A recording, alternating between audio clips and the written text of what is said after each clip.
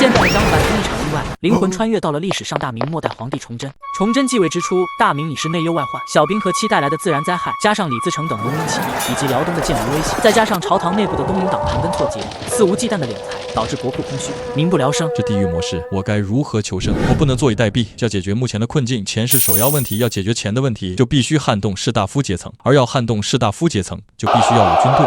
把魏忠贤和田耳庚给朕叫来。皇爷，魏公公不是已经被您赶到凤阳了吗？找回来。是。田耳庚锦衣卫左都督，魏忠贤的得力干将，此刻却如待宰羔羊，心中忐忑不安。田耳庚，你可知朕叫你来所为何事？臣不敢妄猜天意。朝臣都向朕告发你陷害忠良，滥杀无辜，要朕抄家灭门。陛下，臣冤枉，臣那都是为先帝尽忠职守啊。行了，起来吧。之前的事，朕可以跟你一笔勾销，但今日之后，你给朕把事情办得牢靠一点。臣赴汤蹈火，在所不辞。带人去山西范永斗、王登库、晋良玉、王大宇、梁家斌、田生兰、翟唐、黄林发这8人彻查。张凡记得史书记载，这8人可是吃里扒外的大汉奸，他们给贱奴提供军需，售卖粮食，还出卖明军的军事机密。贱奴入关后，这8人都得到了顺治的册封。8大皇商，接下来陕西会有大旱，导致李自成暴走，正好拿着8大皇商的钱出来去赈灾，把李自成的事扼杀在摇篮中。魏忠贤，你可知朕为何突然召你回来？奴婢罪该万死。他们跟朕说，你魏忠贤要谋反，要弑君。皇爷，奴婢冤枉，奴婢对皇爷忠心耿耿。魏忠贤，朕有件事要交给你去办，办好了，之前的事朕也不再追究。请皇爷示下。你去给朕查清楚，这京城的百官真正的家产，朕要知道明细。有事准奏，无事退朝。陛下，魏忠贤祸国殃民，坑害忠良，此等奸佞，国朝难容。为了天下苍生，为了社稷江山，请陛下速速捉拿魏忠贤，以正朝纲。这帮东林党人风骨与节操的戏码，今日又要上演了。钱侍郎，朕召你回京，所为何事？臣为礼部侍郎，自当为陛下培育英才，弘扬孔孟之道，使天下读书人皆能报效大明，效忠陛下。既知自己是礼部侍郎，却行御史之责，弹劾他人，是何居心？莫非想见月之权，图谋不轨？陛下，臣身为礼部侍郎，自当维护圣人之道，阉党误国，人神共愤。若不铲除，国无宁日。请陛下彻查魏忠贤，以安民心。否则，臣愿撞死在这大殿之上，以明心志。黄立吉，原阉党成员，现欲转投东林，以保性命。陛下，臣以为当严惩魏忠贤，以儆效尤。这帮大臣今日是要联手逼宫吗？徐显纯，臣在，大胆无夫，此乃众臣与天子商议国事之地，岂容汝等随意进出？诸位爱卿都听到了吧？是钱谦益自己要撞的，朕只是成全了他。昏君啊，你这是亡国之君的行径！大胆，敢辱骂天子！来人，将黄立吉拖出去斩首示众。黄立吉、钱谦益目无君上，败坏朝纲，抄家，族人发配戍边。朝臣们心中凛然，这崇祯皇帝之前还热衷于清理阉党，怎么转眼竟然把钱谦益给杀了？难道天子要像先帝一样重用阉党？一时间，东林党人心中如翻江倒海，而阉党们个个狂喜。魏忠贤，奴婢在。朕听说民间和百官都私下换你9000岁。陛下恕罪，非奴婢本意，实乃下面人胡乱言语。来人，将魏忠贤杖打20大棍。群臣这下却是完全摸不着头脑了，怎么先杀东林党领袖，再杖罚魏忠贤？到底是偏袒哪一边？朕承天之运，欲集四海。如今民间凋敝，百姓苦不堪言，而朝臣却为一己私欲争权夺利，党同伐异。钱侍郎为礼部侍郎，却不视礼法见越弄权；黄立吉为阁臣，不思复国之策，却行朋党之争，实乃败坏朝纲。谁再敢结党营私，朕就要了他的脑袋。魏忠贤，看在你为先帝鞠躬尽瘁的份上，朕这次留你一命，但以后若是再让朕听到9000岁这个称呼，朕要你的脑袋。是，多谢陛下不杀之恩。奉天承运皇帝诏曰：自今日起，永不加赋。永不加赋，这可是仁政啊！圣王知道，陛下此举深得民心。大臣们没想到，刚刚表现得像暴君一样的皇帝，转眼竟然又颁布了这么一条仁政。朕现在要找2个人，一个叫宋应星，1个月之内让他来见朕；另一个孙承宗，让他立刻来见朕。皇爷放心，奴婢这就去安排。崇祯元年，辽东宁远就欠饷了，到时候会有士兵哗变，哗变这种事和治军也有很大的关系。刚继位，谁能主持军事大局？当然非孙承宗莫属。宋应星便是《天工开物》的作者，后世大名鼎鼎，明末什么最惨？民生恶，漂变也。李自成就是因为吃不上饭才造反的，所以我太需要宋应星这样的人才了。奴婢参见主子。曹化淳，朕让你去办个事，用12生肖铸成4季的卡牌，一共48张，天地再代表2张，一共50张牌。你给朕成立一个彩票局，例如你曹化淳在这50张牌中花1两银子，抽中了地牌，朕赔你5两；若是没有抽中，可以再花1两银子。若是抽中了天牌，朕给你10两银子。奴婢明白。这个彩票局就归你管，大臣、勋贵和宗室才能玩彩票，不准放入民间。若是朕在民间知道了这东西，朕要你的脑袋。是。这种游戏一出来，那些个勋贵、宗室必然是前赴后继，朕保证让你们乖乖把口袋里的钱都掏出来。王爷，孙大人正在宫外听宣。走。诸位爱卿，今日有何事要奏？朝中诸位大臣不明白这位新皇到底怎么想，所以为了保命，索性都不说话了。既然诸位爱卿无话可说，朕倒是有话要讲。薛爱卿，你来给说说，为何继朕的宫事修了3年，还是一盘散沙？回禀陛下，臣已经着手在加固。你上次给朕的提案中可没有提到重点加固继朕的宫事。自从万历皇帝罢朝开始，官员们都热衷于党争，各个要职的官员都已官化，谁还有心思去办实事？薛爱卿，朕把如此重要的位置给你，你竟然一问3不知，朕要你有何用？来人，将薛凤翔抄家革职查办。崇祯之所以询问继朕边防，是因为崇祯2年的几次之变，皇太极就是从那里冲进来的。陛下，臣有本要奏。准奏。山阴监生胡焕猷弹劾施凤来、张瑞图、李国普3位朝廷重臣，指责他们身居高位却失职渎职，甚至与阉党勾结，犯下严重罪行。大胆！太祖高皇帝明令禁止学生议政，这监生现身在何处？回禀陛下，此人现在山阴县。这个胡焕猷很显然就是个东林党人，雨住了，天晴了，这些个读书人又觉得自己行了，传朕旨意将这个监生打入天牢以后，凡有学生议政者，朝廷永不录用。既然诸位爱卿无本要奏，朕倒是有一要事与诸位商议。宣孙承宗觐见。老臣参见陛下。孙爱卿免礼。谢陛下。奉天承运皇帝诏曰：西城宗师先帝，戍辽东，使将帅和，而鲁求据，功在社稷。朕御己以来，欲肃镇朝纲，使天下安定，特命孙承宗入阁，赐内阁首辅之职，亲赐。臣拜谢天恩，必鞠躬尽瘁，死而后已。孙爱卿，谏奴猖獗，朕欲寻一可靠之人任辽东都师，你以为何人可当此重任？陛下，臣以为辽东都师非袁崇焕不可。王承恩召袁崇焕进京见朕，另外准备粮草送往东江镇给毛文龙、孙爱卿，你意下如何？陛下圣明，毛文龙乃大明在辽东后不仅存战力，对谏奴有牵制作用。既然毛文龙如此重要，朕打算再赐他一柄尚方宝剑，赐爵位辽东伯，如何？老臣以为可行。如此一来，毛文龙部将士必对陛下感恩戴德。好，此事就由你来提，朕批准即可。崇祯此举既向孙承宗表态信任，又欲借孙承宗之手收买人心，平稳全国军事大局。遵旨。崇祯换上便装，欲亲自探查民情，看看这永不加赋的圣旨在民间究竟有何反响。公子，给我点吃的吧，我已经2天没吃饭了。你父母呢？怎会落得如此境地？公子，我是陕西人，父亲在饥荒中饿死，母亲逃到北京后也病死了。陕西饥荒，民不聊生，这小女孩的遭遇只是万千灾民中的一个缩影。走，我带你吃肉去。掌柜的，我才吃了3个菜，怎么就要收5两钱了？本店可是周延儒周大人的店，你想吃霸王餐？可是我没带那么多钱啊，怎么办？你身边这名字不错，不如暂时压在这里。住手！光天化日之下，竟敢如此欺压百姓！我奉劝你最好不要多管闲事。活得不耐烦了，敢对我们家公子这么说话？你敢在悦来酒楼闹事，我现在就派人去告诉周大人。小公子，救救我们！我们是山西那边过来的，我们实在太饿了，就进来吃了一顿饭。我们身上只有3两银子，根本不够饭钱。我们也不知道这么点饭菜要5两银子啊！3道菜5两银子，周大人是要扒百姓的皮，喝百姓的血啊！军爷，您来的正好，这几个人不仅吃饭不给，还辱骂当朝礼部右侍郎周大人。属下参见许大人。徐显纯这家店给我砸了。陕西灾荒，民不聊生，这我必须尽快解决粮食问题，否则大明江山危矣。王爷，按照您的吩咐，奴婢已经查清楚这京城官员的家底了，1万两之多，这可比历史上记载的李自成搜刮的还要多啊！魏忠贤，你先退下。是奴婢告退。臣参见陛下。免礼。曹爱卿，你知道朕为何要提拔你做左都御史吗？臣不敢妄测天意。朕是觉得你曹思成为人正直，可你倒朝中大臣私设酒楼，横敛民财，你却视而不见。天子恕罪，臣罪该万死。起来说话，朕是看好你的。你遇到什么难题，尽管跟朕开口。臣愿为陛下赴汤蹈火，在所不辞。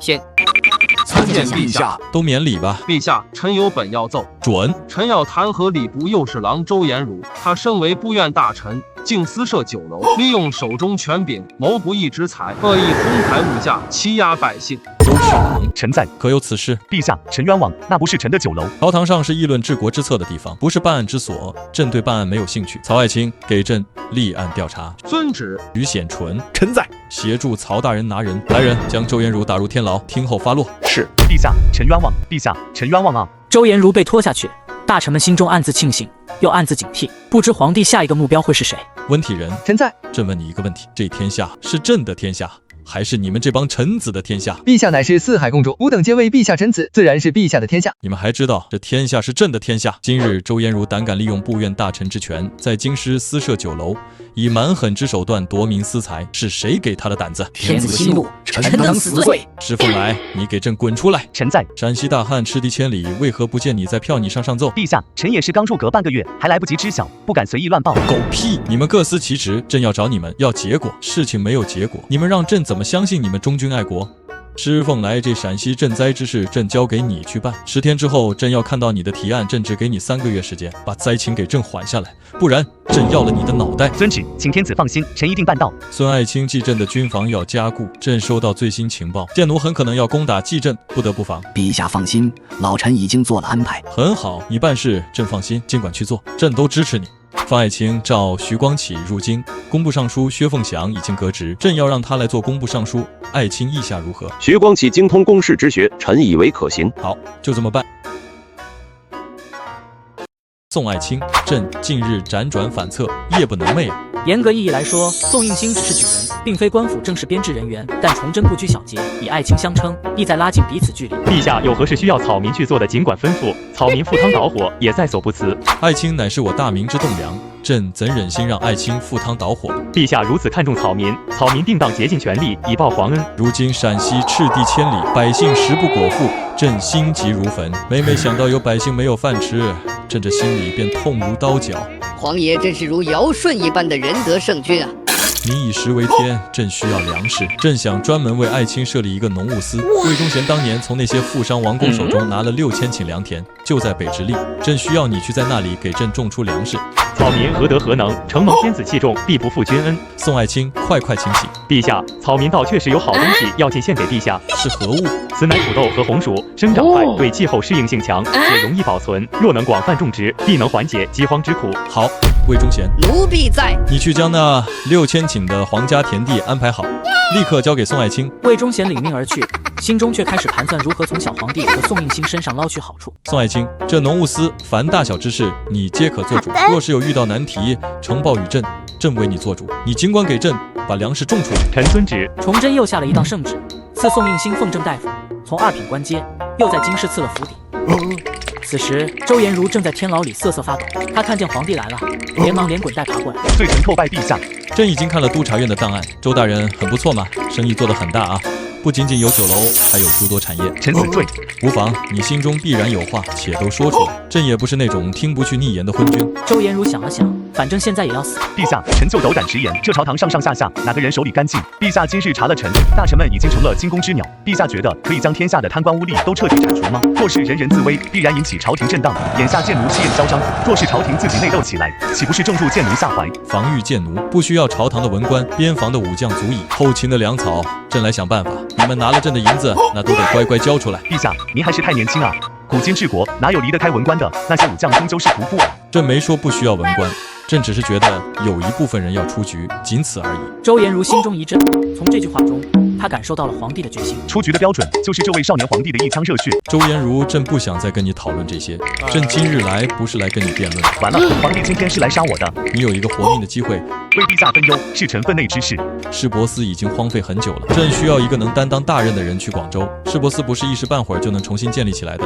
你先去，朕给你1年时间，先搭建一个框架，1年后给朕一个完整的计划，办好了，朕以后让你回京师入主中书机要。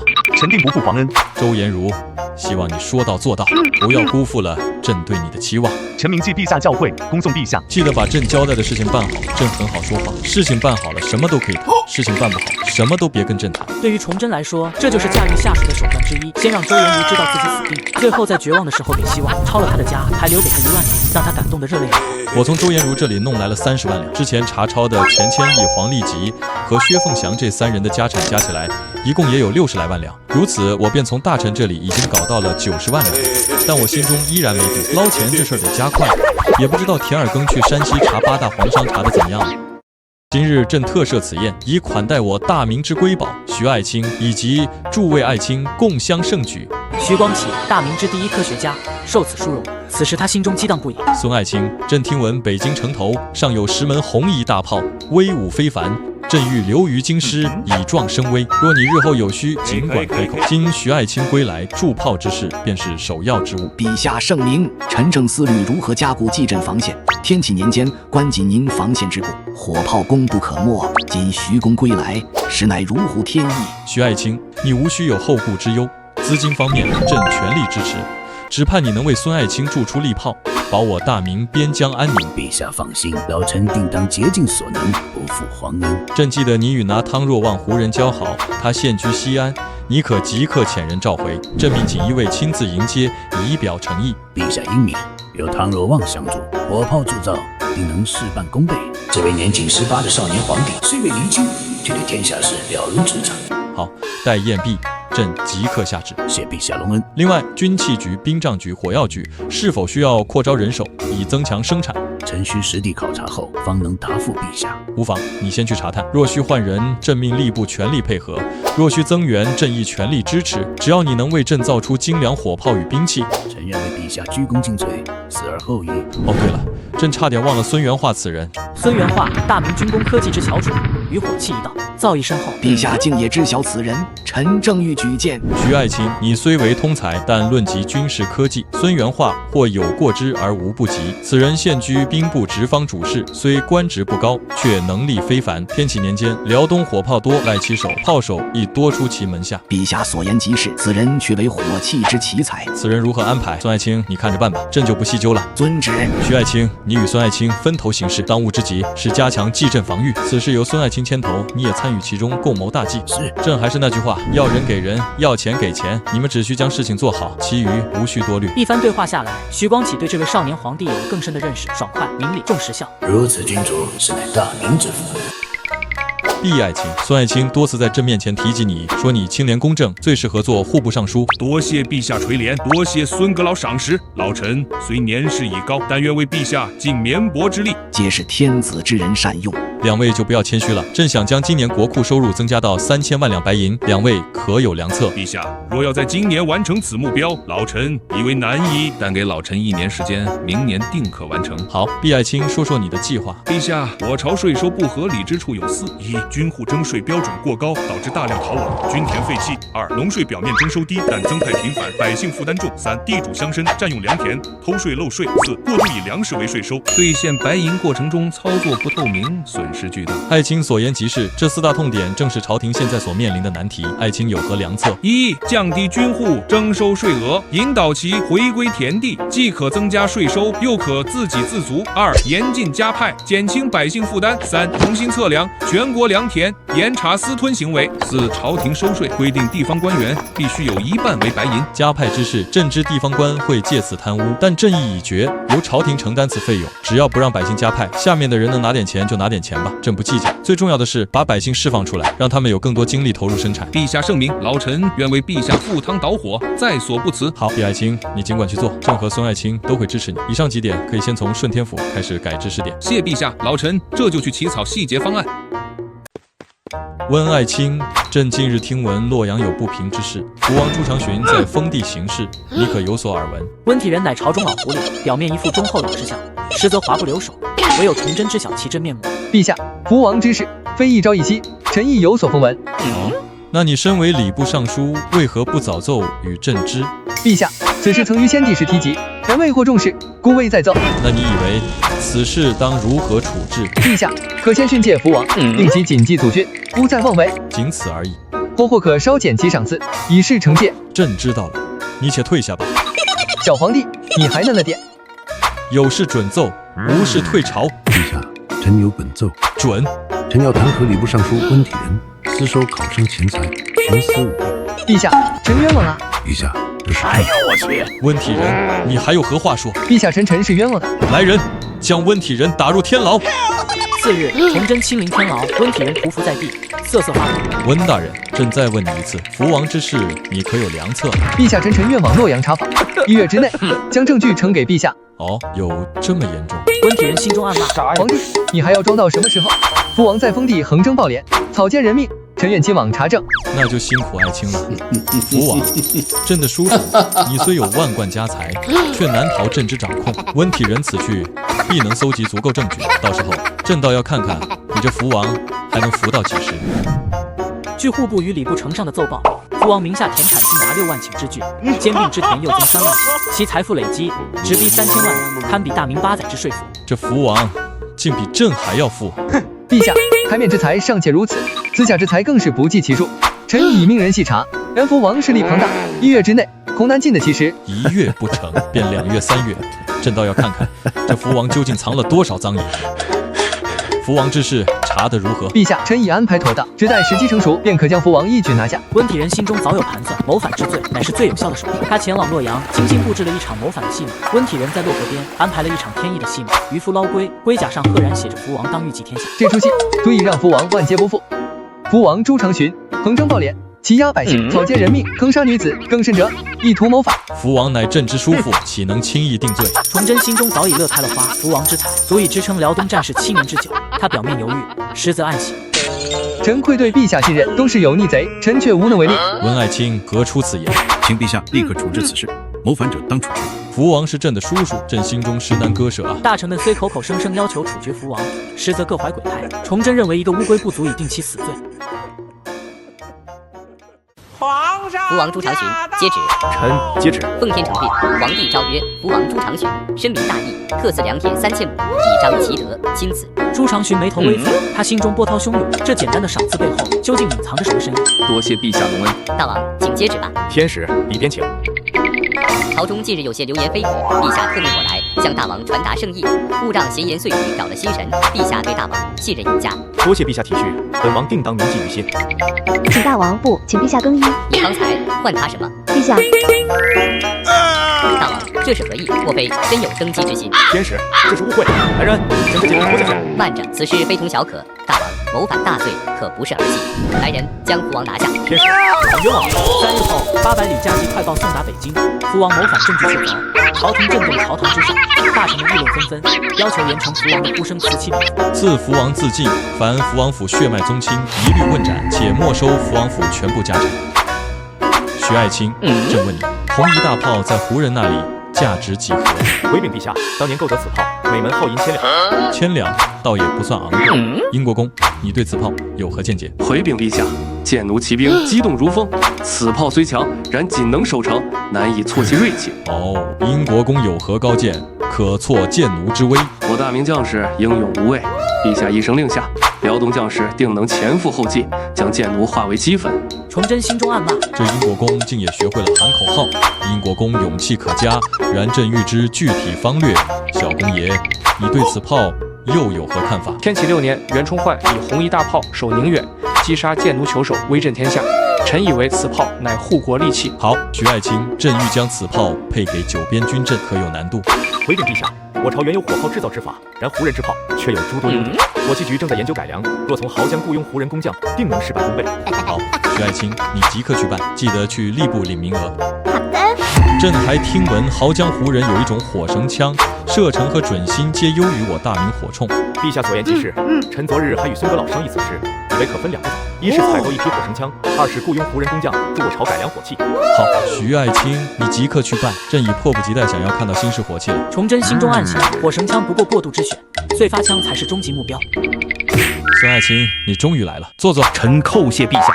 孙爱卿，朕之所以召你前来，是因为朕睡不着觉。臣愿为陛下效犬马之劳。朕看到精卫之后，夜不能寐。他们曾是大明精锐，如今却刀生锈，马不前。这大明谁来守护？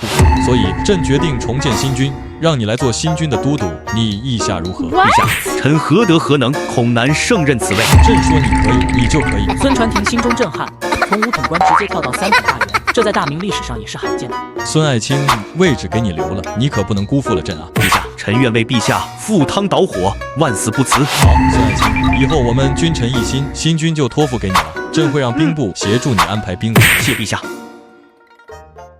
孙爱卿，朕在毕爱卿的奏书里看到现今军务废止，空饷频繁，朕深感忧虑，打算整顿军务。爱卿有没有合适的人推荐？臣确实有一人推荐。哦，李邦华。那就李邦华吧。朕已经派人去叫他了，只不过还还不知道把它放在哪个位置。你在奏书上提建议，朕批准了就是。是。对了，袁崇焕什么时候来？陛下，袁崇焕是广西人，广西离京师路途遥远，需要些时日。哦，朕想起来了，这倒也是。在崇祯心中，袁崇焕无疑是目前整个大明最适合督师辽东之人，这一次肯定不能乱杀了。备一，朕要出宫。停！内处何地？怎如此喧闹？老丈，这家是谁在修房子？公子，那可是顾成武、顾千户的新宅呢。哦，顾千户，我看那劳役中有一些穿着军服，他们是当兵的吗？很明显啊，他们是京卫里的人，具体哪里卫所我就不知道了。多谢老丈。我有一些简单的问题。公子，您说，我知无不言。你是当兵的？对呀。我隶属于通州卫，既是通州卫之兵，为何会在此做杂役？军官不操练你们吗？嗨，操练什么啊？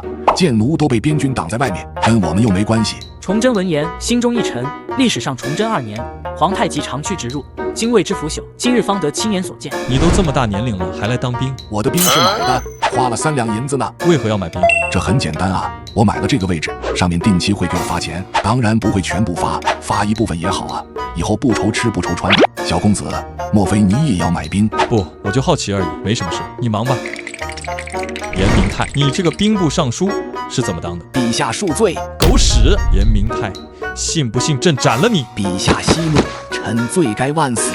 少在朕面前装，你是不是心里还在想你到底犯了什么事？通州卫是不是有个叫顾成武的枪？是。他最近是不是在修房子？是。那他修房子的人是从哪里找来的？严明泰心中明白，这下全完了。严明泰，你身为兵部尚书，竟纵容此等恶行。陛下英明，朕乃千古圣君，此事都是臣之责。当初臣冒死向先帝进谏，但为忠贤把控朝政，臣也是有苦说不出啊。陈世常因此事夜不能寐，感觉自己愧对朝廷，愧对天子，请陛下赐臣死罪。严明泰这老油条，马屁一拍，责任一推，再一表自己的不得已，真是一位贤臣啊！你先起来。臣不敢。那你就给朕老老实实跪着。朕已经把李邦华招入京中做兵部右侍郎，你有没有意见？天子圣明，臣也觉得李邦华是难得的人才。好，朕要你兵部牵头，让李邦华协同吏部和户部整顿军饷亏空问题。朕不养闲人。是，天子圣明，臣即刻去办。李大人，请。严大人，下官先行一步。臣李邦华参见陛下。李爱卿免礼赐座。陛下，臣不敢。无妨，坐着说。朕等你多时矣。谢陛下隆恩。李爱卿，朕心甚忧大明军务，你对此有何高见？李邦华军中历练多年，对军务弊端深有体会，然崇祯尚存疑虑，欲亲耳聆听其见解。陛下，大明军务之弊主要有3：一则虚额泛滥，军官暴领军饷；二则操练荒废，军纪涣散；三则军田税重，士兵弃田逃亡。这虚额太多表现在军官故以过去兵额来领军饷，操练废弛，又导致军纪涣散。普通百姓通过一点钱财便能进入军中，占一个名额混吃等死。军田税高，又导致需要军人放弃了自己的军田，大大影响了粮食产量。臣以为，当次军官查起，肃清源头，需吏部协同，35岁以上老兵发放抚恤，令其归乡。同时，制定新军规，严明军纪，重整军田，以复生产。好，李爱卿所言极是，重整军纪之事就交由你负责。朕期望军队不仅纪律严明，更要有归属感与价值感。归属感、价值感。归属感即让将士们视军营如家，情同手足；价值感则是表彰其保家卫国之功，朝廷立忠列此底，报颂其英勇，家人亦得抚恤奖励。陛下圣明，臣未料陛下竟有如此深谋远虑。另外，军饷发放议程问题，此事朕已命严明泰处理。崇祯心中暗想，严明泰虽圆滑，却能保军队粮草无忧，实乃兵部尚书之嘉许。李爱卿，大明军务朕就托付于你了，先从3大营开始整顿。3大营乃5军营、3000营、神机营。5军营以步兵为主，3000营乃精锐骑兵，神机营则专司火器。此3营乃朱棣所创，直接听命于皇帝。明初之时，何等威武，今却沦为搬砖之徒。陛下放心，臣定不负陛下所托，重振大明军威。好，李爱卿放手去做。有任何难题，可找孙承宗商议，亦可直接来见朕。是，陛下。彩票局开张半月有余，于京城上层圈子中已悄然掀起波澜。此乃崇祯皇帝筹谋的生财之道，他自是要亲自过问，确保万无一失。半月之期仅得5000两，这与朕之预期相差甚远啊！原来如此，众人皆在赔钱，这如何能行？岂能一入门便让人血本无归？总得树立个赚钱的榜样吧。他每笔投注多少？定国公出手阔绰，每笔皆是100两。可否临时调整规则？可以，倒是可以。今日设法让他赢1000两，明日再赢1000两，后日再赢1000两，让他多赢几次，再诱他下1万两，最终让他赢10万两。王爷，咱们可没那么多钱赔啊！朕给你加钱，你尽管让他赢10万两。是。以后朕给你个指标，每3个月释放一个中大奖名额，最高不得超过10万两。是。许爱卿依现有人手，日产几何？回陛下，每人每日可至50块，10人日产500块。好，大明工匠果然勤勉。这作坊可容多少人？约莫100人。那就扩至100人。陛下，骤增100人，若销路不畅。许爱卿可知这香皂必风靡京城，继而传遍天下？此事朕自有计较。你且说说，朕要的水泥可成了？已成，就在后院。许爱卿果然大才，这水泥配方是机密。陛下放心，已命工匠分批寄送，绝无外泄之虞。即日起，水泥局迁至城南，朕派锦衣卫把守。陛下，5日来香皂已售3000块。哦，出来听听。每块5两银子，一天竟赚4000两。陛下，英国公织女张婉君一次购入50块。传旨，香皂局即日起每日只售500块。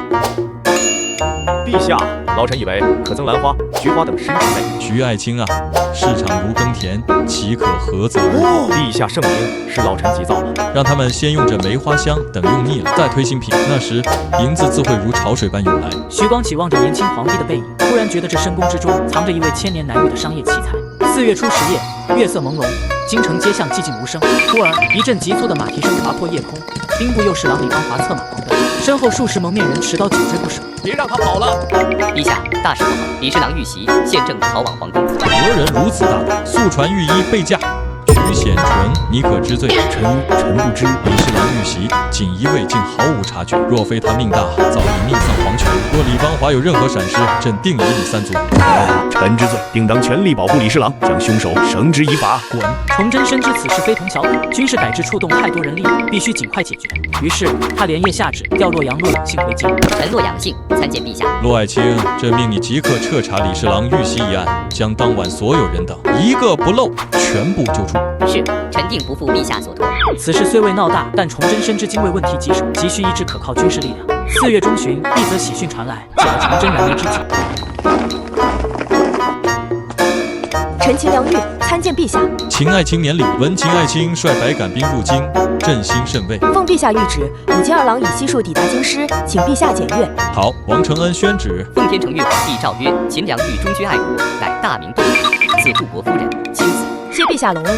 你们都是大明的勇士，朕知你们为大明流血流汗，今日特备御酒与诸位共饮。皇帝居然要跟我们喝酒，这不是在做梦吧？诸位将士喝了这杯酒，咱们一起杀奸徒、杀鞑子，保卫大明，如何？吾皇万岁，大明万岁！待朕整顿完3营，必与诸军上阵同袍杀敌。大明万岁！吾皇万岁，大明万岁！秦良玉站在一旁，看着这位新登基的小皇帝，心中涌起一股热血。他感觉这个皇帝与众不同，充满了力量。陛下，当年我们与叛军激战，真是惊心动魄。还有与剑奴血战，那才叫惨烈。好，诸位都是大明的英雄，待朕整顿好军务，必与你们并肩作战。陛下，明代已查实，23名刺客皆为北京城地痞，现已招供。幕后主使乃通州卫千户顾成武。崇祯眉头紧锁，心中暗惊，这背后竟牵扯到精卫军官。骆爱卿，你即刻带人将顾成武捉拿归案。遵旨。通州顾千户可，锦衣卫办案，速速出来接旨。卑职参见大人，不知大人驾临，有失远迎。顾千户，跟我们去一趟锦衣卫大牢吧。大人，这是何意？卑职何罪之有？回去你就知道了。带走。大人，这里是通州卫所，卑职乃天子亲军，岂能随意呢？锦衣卫也是天子亲军，皇权特许，谁敢阻拦？快通知郭指挥使，务必拦住洛阳性，不能让他把人带走。骆指挥使，你在老夫地盘抓人，未免太不把老夫放在眼里。锦衣卫办案，谁敢阻拦？杀不赦。老夫当年砍剑奴的时候，你还没生下来呢。一罪锦衣卫拔刀，数十罪天子拔刀，杀头之罪。我们都是打仗的，怕过什么？二郎们，你们说是不是？是。洛养性心头一沉，察觉到局势一触即发，一旦动手，后果不堪设想。我们走。骆大人，这要巧，你也在这里。末将参见护国夫人。骆大人来这里办案，可遇到什么麻烦？确实遇到些许阻力。锦衣卫是天子亲军，谁敢阻拦？秦大人，我带着儿郎们在周围跑步，没进你的军营，有问题？没问题。骆大人，该抓人的抓人，谁敢伤了天子亲军，本官今天就灭了他们。哼，你们这帮狗日的，天天喝酒搞女人，也敢嚣张？哎呦我去，这娘们儿太狠了。百杆兵准备。通州卫家对旁边喝酒好女人的大爷，哪见过这阵仗，当场被吓得瘫软在地。骆大人，继续办案吧。爹，都火烧眉毛了，您怎么还有闲心品茶？急躁无济于事。我就说那顾城武鲁莽，谁给他的胆子去动兵部侍郎的？依我看，爹，您还是将他交出去，以免通州卫那边生事。慌什么？有人愿意出头，我们何苦阻拦？又不是我们指使的。爹，我总觉得我们这样做会与陛下渐行渐远。还有脸说？当初若不是我护送他进宫，他能顺利登基？如今倒好，转过头来就想整我们，真是忘恩负义。父亲小心隔墙有耳。怕什么？难道我有说错吗？此事有郭淮在，锦衣卫带不走人，别瞎操心了。爹，发生何事了？秦良玉，他竟敢带人去通州卫，真是目中无人。这位护国夫人好大的胆子，真以为有天子撑腰就可以为所欲为了吗？私闯卫所，我定要在天子面前弹劾他。顾城武，你还不招吗？我招，我全招。洛阳信迅速记录下顾城武的供词，心中震惊不已。此事涉及到了部院大臣、兵部左侍郎郭拱、户部郎中张骞、工部员外郎杨景，还有礼部郎中云化。全部抓起来，一个不留！救命啊！臣招为贤，参见陛下。英国公，你有何事？臣是来禀报，臣正在加强训练，警卫，请陛下不日前往检阅。有劳英国公了。郭难，你好大的胆子！臣冤枉了。冤枉！派人杀李邦华，不是你主使的吗？冤枉了。你到底还把朕放在眼里吗？郭拱，你说。陛下，臣真的是冤枉的。兵部左侍郎竟敢杀朕的兵部右侍郎，精卫空额之事，你兵部也敢插手，与精卫勾结，你们好大的胆子！精卫糜烂，朝纲败坏，剑奴猖獗，朕的大臣们却只想着拿钱，不顾社稷安危，连军饷都敢贪，连部院大臣都敢杀。你们还有什么不敢的？辽东那些真正保家卫国的将士，连饭都吃不饱，而你们就是大明的蛀虫，该杀10000遍。陛下饶命！陛下饶命啊！臣之罪。饶了你们，苍天会饶了朕吗？大明的百姓会饶了朕吗？辽东的将士们会饶了朕吗？洛阳信，臣在。移交督察院审，给朕统统斩首示众，抄家家属全部发配戍边，后人不得参加科举。是。陛下，臣用了2个月的时间，以彻查精卫虚实，此乃改制失策，请陛下预览。整顿控额，调换边将，严明军法，汰弱留强，比武练兵，理清此策，道似刮骨疗毒。添5条军歌凝魂，废屯田制，统一军旗，立监察厅，设军事学府。陛下，这军歌军旗实乃闻所未闻，敢问军歌可以凝聚人心，振奋人心。军旗是全军的魂，监察厅的宪兵是管理军队纪律的衙署，士兵和军官犯事后，由监察厅的宪兵审讯，这样能防止武将私有化军队。建立军事学院就是要为大明培养源源不断的军事人才，人才是需要储备的。陛下圣明，有士气的军队，有军魂的军队才能打英勇战。忠烈祠朕已经准备好了，凡是为大明牺牲者，皆可进忠烈祠，家属必有抚恤金，把这些写在军规里，让每一个人都知道。越是透明的制度，越能让人安心，越能防止腐化，此乃破旧立新之策。走，随朕去看看新军。儿郎们，你们辛苦了！吾皇万岁，大明万岁！朕深知你们之辛苦，朕亦同样日夜操劳，心系大明百姓之温饱，忧虑尔等之军粮。然朕以为这一切皆是值得。大明有你们这样的铁血男儿，实乃朕之骄傲。朕誓要带领你们，将那贱奴与鞑子打得落花流水，让他们连亲娘都认不出。朕亦知你们皆出身贫寒，家境困苦，但朕绝不会让你们的家人受苦，不会让你们流泪。军人乃保家卫国之栋梁，为大明流血牺牲，理应受到万民敬仰。朕要让军人成为这世间最受尊敬之人。此言一出，御林卫将士们无不热血沸腾，激动的涨红了。吾皇万岁！吾皇万岁！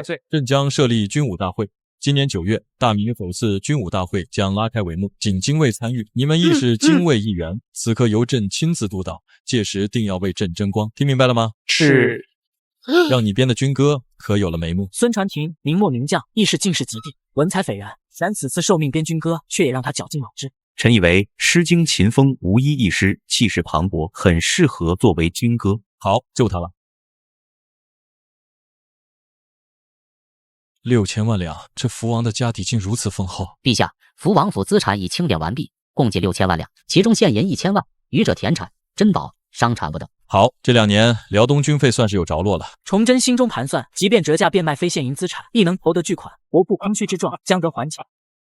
陛下，陕西急报高迎祥自称闯王，聚众作乱。什么？历史不能改变？陛下，臣以为应即可调御林，雇员2镇边军前往镇压，此乃稳妥之策。朕已命侍奉来携300万两赈灾，山西粮草亦已运往西北，为何仍乱？陛下，300万两或显不足，臣请再拨300万两以镇叛乱。国库空虚，仅余100万两，总不能把福王那1000万两现银直接运过去吧？就算运过去，难道在陕西撒银子？百姓是吃不上饭，又不是撒银子就能解决的。陛下，臣有一计，可财泰驿站，节省开支，以备不时之需。哦，毛御史，此计何来？臣受陛下甚得启发。毛御史，朕且问你，是否因你惧内，第7乘1马至京师捉奸，你便迁怒于驿站？陛下恕罪。廷杖20以儆效尤。陕西之事，朕意已决，将亲往视察，以明朕心。陛下，陕西叛乱，天子岂能轻易涉险？朕意已决，不必多言。英国公护国夫人孙传庭随朕同行。朕此行必查明陕西叛乱之因，还大明一个太平。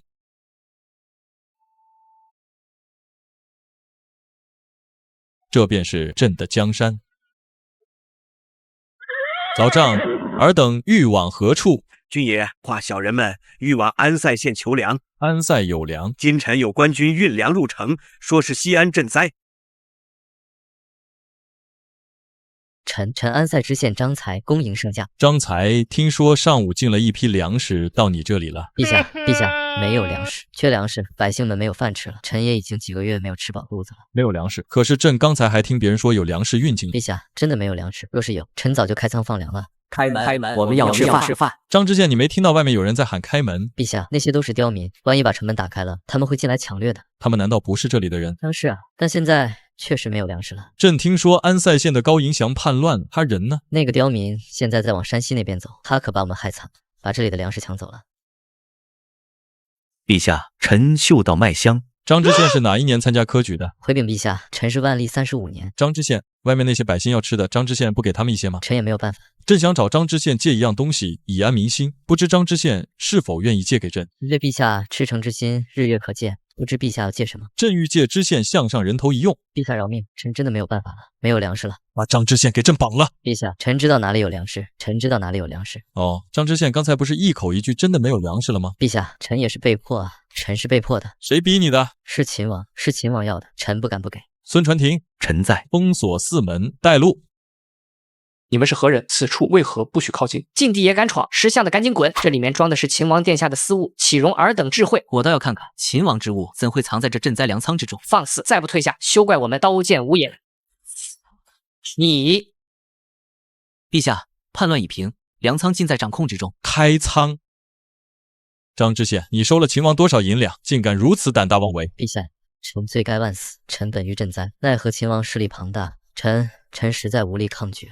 崇祯心中冷笑，深知这不过是贪官的狡辩之词。大明朝的官员，哪个不是中饱私囊？将张知县与秦王府护卫全部押至大街，听候发落。英国公速整理粮食，开仓放粮，让百姓有序领取。遵旨。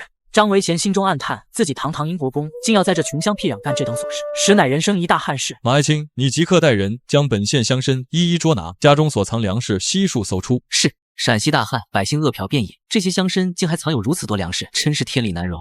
天子御驾亲临，今日开仓放粮，百姓有序领取，不得喧哗。诸位父老乡亲，朕来了，朕来晚了，让你们受苦了。百姓们闻言心中一暖，这个称呼让他们感受到了前所未有的亲切。这个狗官私藏赈灾粮食，罪不可赦，朕已替你们将他拿下。在朕心中，百姓永远是第一位的，谁让朕的百姓挨饿，朕就斩了谁。今日就从张知县开始。天子万岁！斩！延安这边辖制的还算不错，王爱卿辛苦了。为圣天子分忧，臣责无旁贷。张爱卿，臣在。最近灾情严重，你去把城里所有粮食商人还有乡绅都叫来见朕，朕欲以高价购粮。陛下，缺粮啊，臣已找他们购过，但均无果。今年收成实在不佳。朕记得陕西曾从两湖采购过一批粮食，全都吃完了。实在是颗粒无收，现在还是夏初，等到下半年情况可能会更糟，所以恳请陛下速请朝廷支援粮食。崇祯深吸一口气，目光落在王国湖身上，心中暗道：王国湖，你竟敢把朕当傻子忽悠，一路进城，酒楼里依旧歌舞升平，富家子弟肥头大耳，一个个长得比猪还肥。若百姓饿急，要么死，要么便加入高黎族之为奉。届时抱走小李哥过景通，跑去投靠高迎祥，那延安城便岌岌可危了。山西运过来的粮食呢？回禀陛下，已经发下去了，根本不够。来人！把这些人全部捆起来，锦衣卫给朕打到他们招为止。父老乡亲们，朕来晚了，让你们挨饿了。看到你们没有饭吃，朕心痛，睡不着觉。朕在这里给你们一个承诺，无论花多大的代价，朕都会让你们有饭吃。天子万岁！天子万岁！天子万岁！这些贪官污吏竟敢将朕拨付的赈灾粮草私藏于仓，置百姓生死于不顾，其刑可诛，其心当遂。此等恶吏，纵千刀万剐，亦难消朕与百姓心头之恨。斩！崇祯面色阴沉，快马加鞭，一路疾驰，从延安火急火燎南下，身后锦衣卫与补根卫如影随形，风驰电掣般朝着西安府奔去。老丈，今年瞧着庄稼长势，应该是丰收年吧？我这里还算好，听说北边可惨个，最近好多流民涌过来，饿死的人也不少。那您这些田收成够吃了吧？只要朝廷不加税，勉强还能维持生计。朝廷加税了吗？加，当今天子刚登基，好大喜功，打算对辽东用兵，又要咱们老百姓出钱。什么情况？朕可从未说过要加税，不仅没加，有些地方还在跟孙承宗闭字言谋划减税之事。怎么到老伯伯口中就成了加税了？老丈，据我所知，今年朝廷并未加税啊。咱们上面的人说的，今年又要加抽成，说是朝廷加税，所以得加抽成。原来这老伯是佃农，田是租来的，种出的庄稼大部分归田主人，还有一部分要交税，是田主人借朝廷加税之名多搜刮了一层。老丈，你这田是谁租给你的？秦王啊！狗日秦王！朕此次来西安就是来找你算账的。不仅安塞县的粮食你要染指，延安府的粮食你也想分一杯羹，竟还以朝廷加税之名从百姓手中多拿粮食。你这是拿了朕的东西，还把朕推到前面当挡箭牌啊！秦王，你这一套玩的可真溜，是你太飘了，还是欺朕拿不动刀了？老丈打扰了。无妨无妨。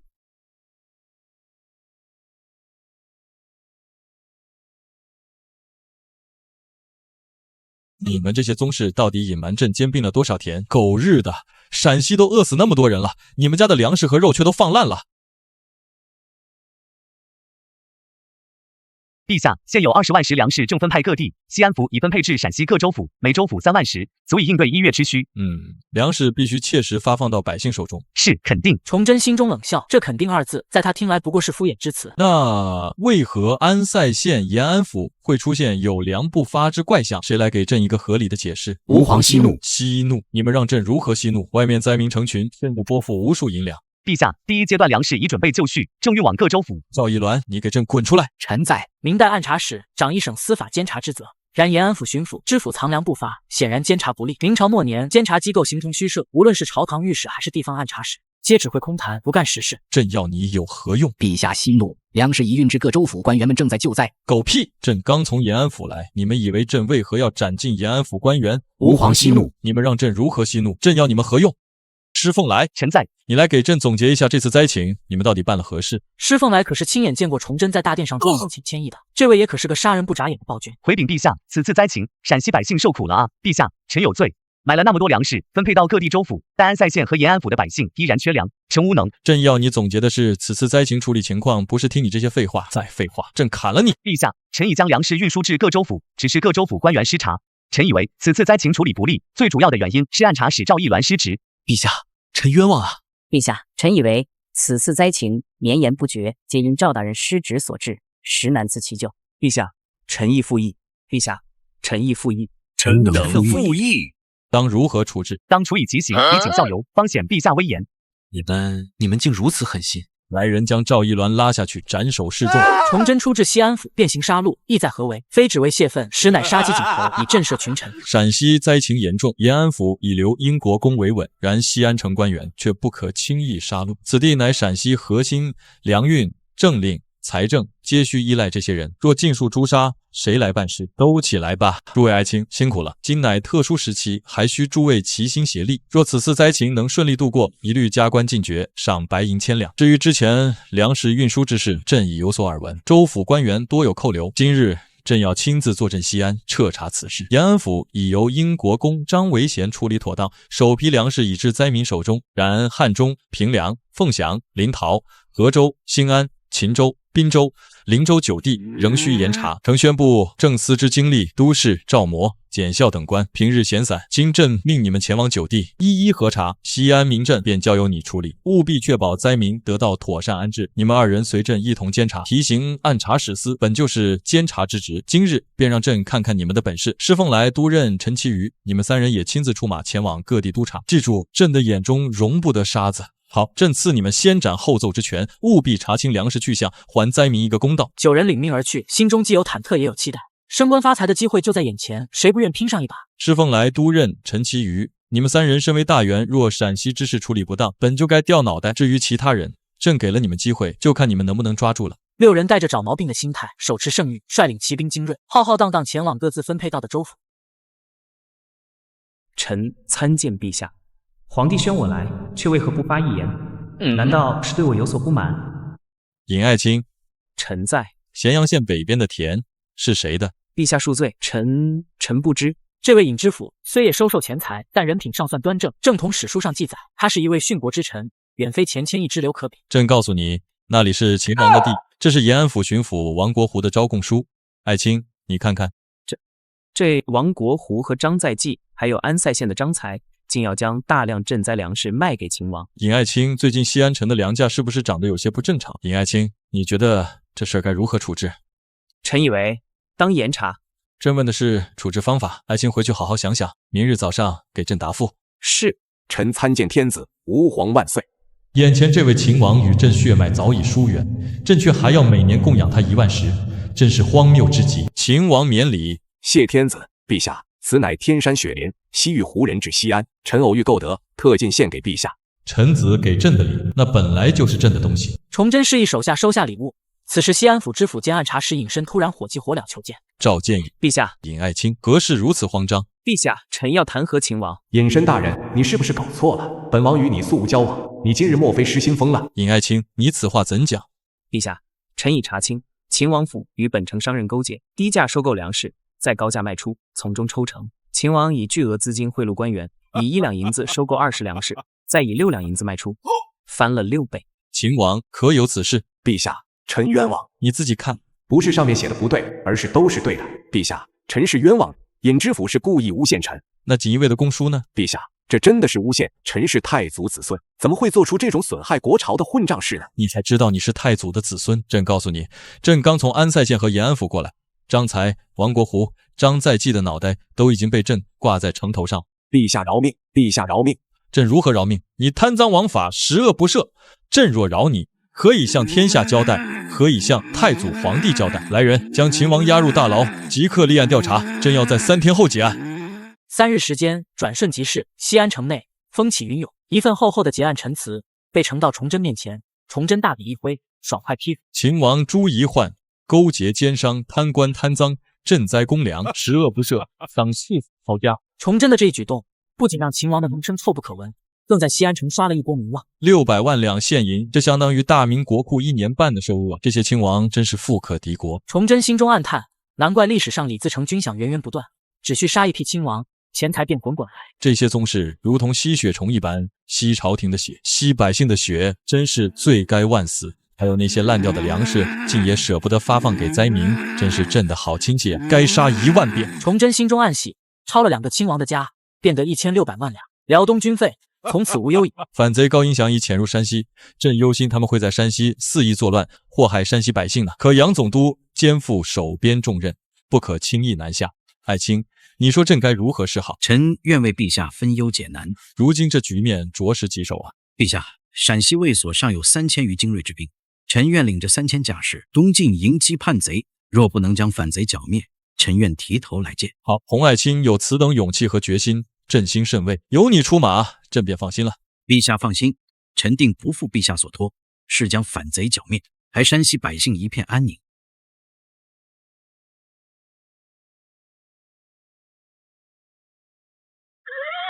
陛下，咱们这是直奔何方啊？长安县。这粥怎如此清淡，米粒寥寥无几。上面就这么拨的，能喝上米汤已是万幸。你们县太爷就是如此赈灾的？正是县太爷之命，怎的？你有意见？可否多给些粮食？听说西安城那边粮食充裕。去，哪里来的不知天高地厚的小子？这里是县太爷做的决定，你们算什么东西？别以为家里有几个钱就敢乱管闲事。好，我记下了，我们走。面粉一石几何？客官，6两银子一担。西安城不过2两，此地何故如此昂贵？为何与西安城相差如此之大？客官，你若是觉得西安城便宜，就去西安城啊。但是我可警告你，这话你不要在本县乱说，否则你会很惨。若是我说了，会怎么一个惨法？这价格是场外的百户所大人和县太爷一起定的，你若是敢来这里乱嚼舌头，怕是要找死。我就说这么多了，看你也是个富家人家的公子，小心丢小命。行了，滚吧。无妨，咱们不说出去。不过我记住你的话了。这位小公子，听你这口气，就是外地人，怎么你还敢在长安县威胁我？我们家掌柜杨继华可是跟场外百户大人熟得很。张之吉在，去西安城调800儿郎过来，待会儿在前面的酒楼会合。时光悄然流逝，众人用餐完毕。小二，结账。客官，一共50两。小二，你可知50两是何数目？自然知晓。那你觉得这2桌佳肴值此50两乎？自然值当。公子初来乍到吧，也不瞧瞧这酒楼何人所开。无论何人所开，这2桌菜都不值50两。今日就是值了。为何？因为此店乃场外百户所李大人之产业，卫所的百户长官竟可开店营生。你莫要多言，速速给钱50两，一文不可少。你们这是黑店。几位军爷，便是这伙人要吃霸王餐。你们是从哪里来的？西安城来人。西安城来人便了不起了，敢在此撒野，可知此地何地？不如这样，尔等留下100两，此事便作罢。明明敲诈勒索100两，却欲当作无事发生。小子，是否未尝过卫所大牢之苦？要不要进去看看？动手！马祥林闻言，身形一动，如猛虎下山，一把将胖子抓过，单脚一踹，胖子应声倒地，刀光一闪，已架在其颈。尔等好大胆子，连朝廷卫兵也敢打！尔等上知自身为朝廷之兵，敲诈百姓，鱼肉乡里，朝廷养尔等何用？简直是浪费粮食！大胆敢抨击朝廷，不想活了！崇祯周围7个御林卫精锐齐刷刷站起，刀光闪烁，冷冷盯着卫兵。尔等欲何为？去把你们百户叫来！好嚣张，还敢见百户大人！尔等等着！大人，有人在酒仙楼砸场子，吃霸王餐，还打上滴血。何方人士敢在本官地盘撒野？说是西安城那边来的。西安城老大会不会真是大人物？大人物。天子虽在西安城，连秦王都被杀了，查得严。但天子可不管这些琐事，他杀秦王只为钱财，岂会爱民如此？去，这话可不能乱说。西安城来的又如何？把儿郎们都叫上去醉仙楼。是。是哪个王八蛋要吃霸王餐，还打伤了我的人？你就是此地的百户。你们是何人？胆敢在此吃霸王餐，还敢质问本官？一担6两银子的粮价，可是你定的。是又如何？城外百姓仅得米汤，也是你的主意。没错，你有意见。朝廷命你守卫一方，你却欺压百姓，敲诈勒索，更克扣西安府下拨之粮，谁给你的胆量？你这是在找死！拿200两银子出来，本官可既往不咎。若是不拿呢？不拿，那就跟我们一起进监狱大牢吧。你敢？本官有200人，要拿你们易如反掌。这200人是朝廷之兵，当守护一方平安，岂容你用来欺压百姓？此时酒楼一角，一位百姓看不下去，忍不住站出来：“小公子，多一事不如少一事，他们是官，咱们争不过的。”看来今日长安城不流血，这老百姓是吃不上饭了。京卫烂，地方卫所更烂，这大明竟无一处不烂，唯有横推重造。凭你！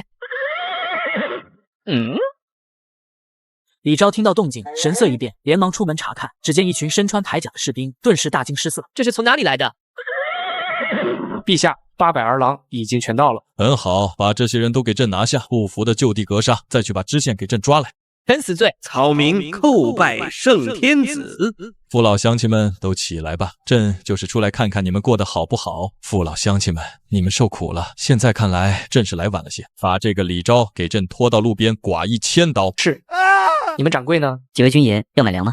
几位军爷有什么事？没什么事，跟我们走一趟。还有这小二，一担粮食6两，来告诉朕，是哪个吃了雄心豹子胆的家伙规定的说？是百户大人和县令让他这样买。陛下，我们也是被逼无奈，县令大人强迫我们买他的粮食，买过来就已经是5两，一担我们也要做生意。冤枉啊！陛下，臣从来没有这样过，都是李昭干的。把这2个喝人血的恶徒拖下去，一起剐了。冤枉啊！陛下冤枉！御林卫孙传庭，臣在。把县城封死，一个不许出去。遵旨。洛养信，臣在。带着这个陈县令去查，所有拿了灾粮的商人乡绅，全部给朕抓起来，抄家斩首示众，全部杀，一个不许漏。遵旨。尹知府，臣在。把长安县抄家斩首的名单给朕全陕西派发，朕要让全陕西的人知道私吞灾粮的后果。崇祯一系列的发号施令后，转身又用和蔼的语气跟在场的老百姓说道：“父老乡亲们，朕向你们保证有粮食吃。天子圣明万岁！”那个小丽的头一看是之前那少年，再一看他身后跟着军士，立刻知道他身份非同一般，态度与之前已经180度大转弯。不知是哪位大人驾到，多有得罪，还请恕罪。斩了！你到底是谁？为何斩我？现在换粥，每一碗粥立快不倒。要是碗中的筷子到了，朕就砍了他。遵命。尹爱卿，臣在。传令下去，全陕西立快不倒，筷子到，人头落地。遵旨。孙爱卿，臣在。这里的卫所，你给朕好好整顿整顿。卫所是来保家卫国的，不是欺压百姓的。遵旨。这大明的官商真的是该好好杀一杀。回了西安城，崇祯立刻就在这15县一州一厅掀起了一场风暴，每个县300人。查到直接斩首，抄家。仅3天后，就有10个县城递上来了换人的需求，这些县令几乎都被砍了脑袋。1日之后，各州府消息如雪片般飞回，弹劾奏书与铁证如山。汉中、平凉、凤翔9大州府竟无一清白，全部抄家，斩立决。尹爱卿，你看这陕西之地，经此一役，可耕之田何止万顷？陛下英明，仅秦王与百官之田，便有24000顷之巨。若此田均分于民，每户3亩，可惠及8万户，影响32万生灵。陛下，把田给老百姓自然是好的，不过陕西经过这次灾情，民生凋敝，能出钱买地的不多了，不如直接赠送给百姓，这样更好一些。尹爱卿，孟子曾经说：“文有国有家者，不患寡而患不均，不患贫而患不安。盖均无贫，和无寡。”安无清。朕这里只有24万亩田，每户3亩8万户的指标，而陕西有近700万人，若是免费赠送，你满足了小部分人，却得罪了大部分人，这种事可不能轻易干。臣愚钝，如此只能卖出去，可以低价卖，只要不是无偿赠送。如爱卿所言，陕西凋敝，真正需要良田的百姓出不起钱，卖出去，怕是最后又到了那些有田有势的人手中了。这也不是，那也不是。你到底想干嘛？将这批田命名为惠泽田，意为朝廷惠泽百姓的田。1. 家中凡是超过2亩地的，不可购买惠泽田。2. 购买惠泽的田的人无犯罪前科，官员和有功名之人不能购买，商人不得购买。3. 购买惠泽田可以分期购买，最长分10年还完。如此则并非免费赠送，既降低的门槛，又抵消了没能购买田地老百姓的不平衡心理。没想到小皇帝脑子里除了杀人，还有这样的妙招。朕是觉得农业是国本，粮食是根本。你看，没有饭吃了，一切就都没有了。所以，朕打算在你西安设一个农务司，专门来管理惠泽田。你觉得如何？陛下英明，此乃长久之计，臣愿效犬马之劳。草民参见陛下。起来吧，李自成，你可知朕为何召你前来？草民不知。朕听闻你是个难得的人才。谢陛下夸奖，草民不过是个异族罢了。异族又如何？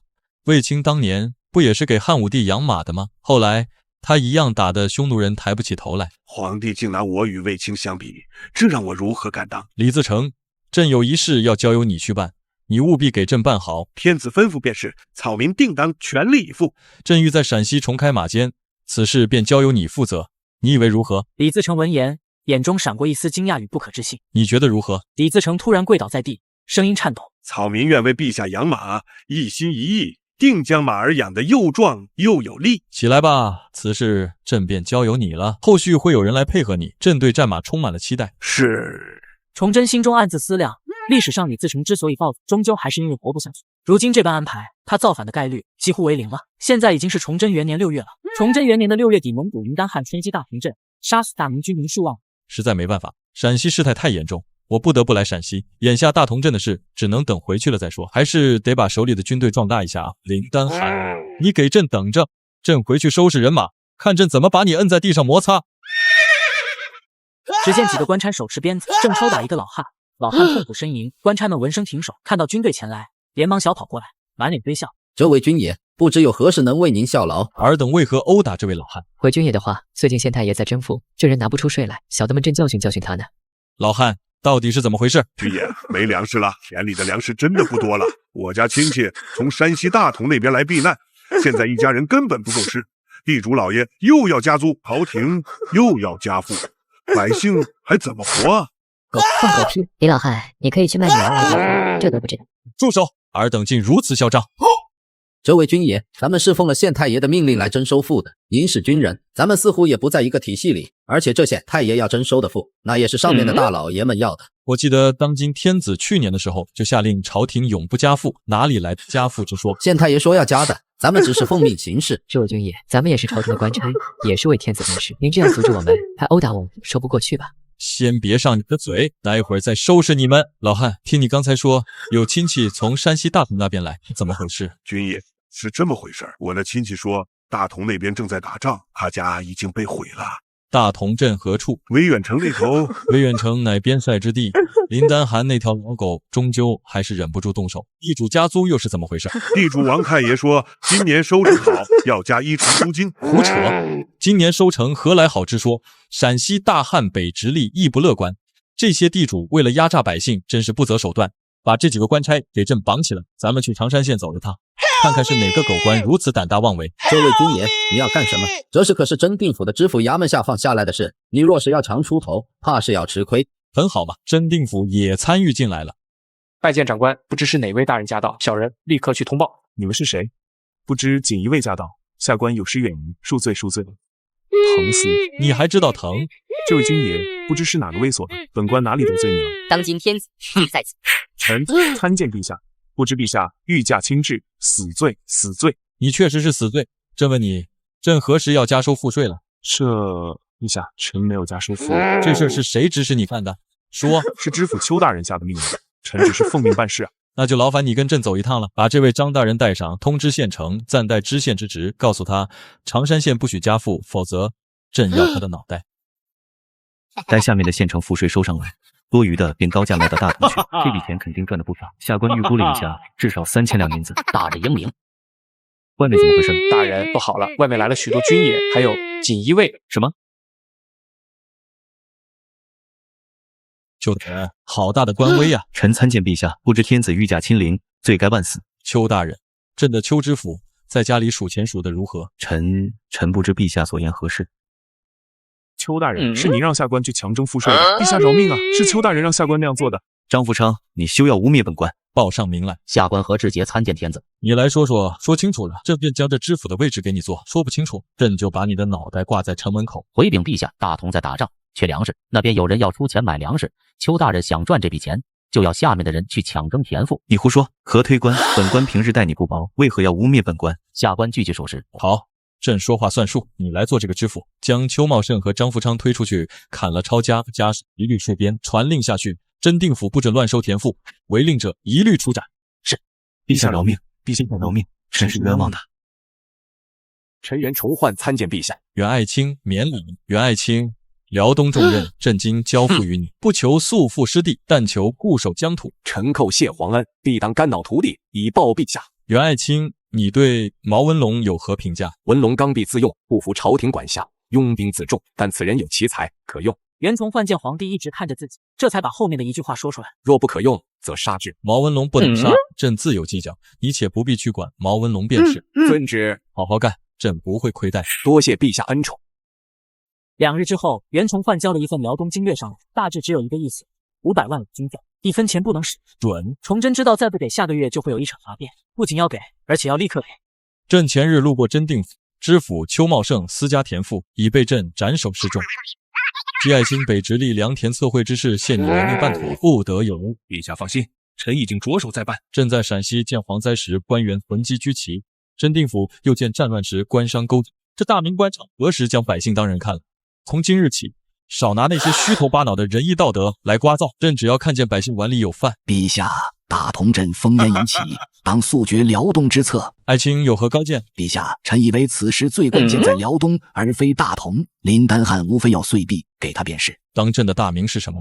他想要就给，以岁币换大同镇和平，未必是坏事。陛下，战事已起，若是再谈岁币，有损大明威严，倒是可以以察哈尔右翼来牵制林丹汗。孙承宗这人不仅会打仗，会战略，还很会猜度领导的心。他一眼就看出来皇帝绝对是误。事实上，孙承宗说的是正确的。眼下以右翼来牵制林丹汗是最妙的方法。历史上明朝也是这么玩的，可惜察哈尔右翼太废了，被林丹汗给摁在地上摩擦。孙爱卿深得朕心，传旨即日起整备9边兵马，朕要与林丹汗不死不休。温爱卿，朕现在睡不着觉。陛下，臣有赚钱的办法。哦，爱卿但说无妨。臣听闻亲王们在自己的封地胡作非为，陛下是圣明之君，百姓被欺压，绝不会坐视不管。爱卿所言甚是，百姓被欺压，朕绝对不会坐视不管。不过，陛下，臣以为王子犯法与庶民同罪，当彻查宗室，以免祸乱民间，此乃圣人之道也。好，此事便交由爱卿全权处置。崇祯皇帝的目光落在了那把与众不同的火枪之上，这莫不是碎发枪？崇祯眼中闪过一抹惊喜，大明竟已有此等神兵。陛下，此乃新型火枪，无需火绳，使用更为便捷。此物从何而来？陛下，此枪乃汤公部自南阳彝人处所得。陛下，在西方，此等火枪已广泛应用于军队。此物如何使用？给朕演示一番。陛下，请看好了。好，此枪威力不凡，我大明若能普及，军事力量必将大增。陛下，此枪与天一可使用，比之前火铳更为便捷。李爱卿，朕觉得这东西可以在御林卫里好好普及普及。陛下，臣也是觉得此物非常好用，与徐相公试完后准备汇报给陛下的。没想到陛下今日到了这里。好，火器局即刻开始生产，先造5000支，7月能否完成？好，朕等着这5000支火枪。倘若望你立下大功，朕赏你白银1000两。多谢陛下。朕欲在京师开设讲武堂，邀请战场上的将军们分享经验，诸位以为如何？打仗的经验岂能轻易示人？若能有人指点，我必能更快成长。中国古代以儒家为正统，技术类知识多不为人所。陛下，故宋曾设武学，因无人报名，仅存3月便废。能进入讲武堂的，自然是从进士中择优而取。如果当初高帝是从讲武堂出来，精通兵法，虽然没有上过战场，却也不至于到了辽东把关外的军力尽数撤回。众人沉默，开始思考皇帝此举的深远意义。以后凡是巡抚、总督、监察厅的官员，都必须是从讲武堂毕业的，还有总兵、参将这些军官。打仗不是闹着玩，关乎国家存亡，军人要有专业的学习，再结合实战。陛下英明。徐爱卿公布之中，朕欲将理论研究部分剥离，另设阁务院有你执掌，一切听从陛下安排。汤若望心中暗想，这不就是欧洲的皇家学院吗？李爱卿，这讲武堂就交给你去办，今年给朕办出个名堂来。遵旨。张爱卿，臣在。你看这御林卫如？陛下，臣直言无讳，不堪一击。何以见得不堪一击？陛下，臣愿与孙总兵比划比划。陛下，请让臣与小公爷一较高下。准。陛下，同袍之间岂能动武？此乃违反军规。无妨，同袍之间切磋，无伤大雅。崇祯心中暗自盘算，双方互不服气，方能激发斗志，越斗越勇。陛下，臣与小公爷皆为带兵之人，比武非个人之勇，乃团体作战之能。然小公爷所带兵马不足，不如各自选出士兵切磋，点到为止。准。臣以为可行。好，开始吧。李兄弟，今日一战，还望手下留情。张兄弟，请赐教。不过数招之间，李宝来便一记能力违法，将张东军击倒在地。你上，你再上。陛下，臣输了，甘愿领罚。朕刚才说了，友情切磋不必当真。张爱卿，你回去也不必责怪他们。为官者当先从自身找原因，为将者更要担负起主要责任，你明白吗？天子教诲，臣铭记于心。孙爱卿还有李宝来，你们也不要骄傲过头，这毕竟是自己人，与自己人切磋，不是上阵杀敌。上阵杀敌，刀枪无眼，生死之间，所以你们还要多训练实战。请天子放心，臣一定不负天子重托。7月注定不是一个寻常的月份。崇祯刚从御林卫回来，就听到了一个让他震惊的消息：大同府数座城池被死伤数千。传朕旨意，命孙传庭、张之吉、秦良玉即刻点齐兵马。朕亲率18000精骑，是要讨伐林丹汗，保我边疆。消息一出，朝野震动，大臣们纷纷跪于宫门前，细声劝阻。陛下乃天下之主，岂可轻设险境？请陛下三思，社稷安危系于一身啊！朕已练就新军，岂能坐视边疆受辱？此战朕必亲征。大臣们面面相觑，无言以对，心中虽有万般担忧，却也知皇帝心意已决。将士们，林丹汗犯我疆土，欺我百姓，今日朕与尔等共赴沙场，斩尽打虏，保家卫国。崇祯领着万余铁骑，风驰电掣般抵达大同城外，未及休整，便见路边一群身着边军服饰、背着行李之人正匆忙南撤。张之吉，去把那些人给朕带过来。是，大明天子在此，汝等还不跪拜？跪拜天子，万岁万万岁！你叫什么名字？回禀陛下，末将于东城。于东城，朕没看错的话，你是个白总吧？是。他们都是你的兵？是。那你知不知道临阵脱逃，按照军法该如何处置？按照军法，当斩。好。你知道就好。来人，将这个白总拖下去，给朕斩了。陛下，末将甘愿一死，请陛下饶过儿郎们，他们是被迫的。哦，被你胁迫？是被末将胁迫的。你有胆子承认，为何没胆子上战场？你看朕，听说狗日的鞑子来了，二话不说，来大同镇和你们一起杀敌。我大明的儿郎，如果一个个都像你这般怕死，岂不是要亡了这天下？大明的百姓何其无辜！陛下，于白总是冤枉的。临阵脱逃，何来冤枉？陛下，我们已经3天没有东西吃了。我们并不是临阵脱逃，而是替弟兄们去大同城讨要粮食的。大伙儿再不吃东西，这仗就没法打了。陛下，粮食吃完了，前线的将士们连拿刀子的力气都没有了。胡说！朕给了大同镇那么多军粮。话一出口，崇祯似乎意识到了什么，脸色微微一变。陛下，末将隶属于威远城，威远城在半个月前就被鞑子攻破了，不是儿郎们不愿意打，实在是没有力气打了。崇祯脸色铁青，看着这群面如菜色、瘦骨嶙峋的边军，强行压制心头的怒。走，跟朕一起去大同城，朕倒是要看看是哪个狗日的敢在边境克扣朕下拨的军粮。秦良玉、马祥林、张之吉、孙传庭等人如众星拱月般分列崇祯两侧，贴身太监王承恩尽立左侧，锦衣卫副指挥使洛养信则如铁塔般护在皇帝右侧。伤亡数几何？这回禀陛下，目前伤亡数约3000。威远城、右卫城、驻马堡、德胜堡、红赐堡、新平堡6座城池皆靠近长城，乃边关要塞。如今尽数沦陷，你竟告我仅3000伤亡。李德顺心中一颤，脸色惨白。陛下，臣不知。你不知？你身为总兵，只需打好仗便是。若仗打不好，朕自会问你。崇祯目光转向巡抚张树民，陛下，伤亡有8000。张树民，你身为巡抚，敌人来袭已1月有余，你竟连伤亡都不清楚。陛下，臣死罪。朕姑且论你不知伤亡数为轻罪，你只需守好大同，将敌人赶出去便是。朕来问你，林丹汗此刻身在何处？这军粮发放如何？军粮如实发放。当真？陛下，臣句句属实。巡抚大人，我们是威远城的士兵，威远城已沦陷，陈帅仍在抵抗，但已无粮食。这里有陈帅的书信。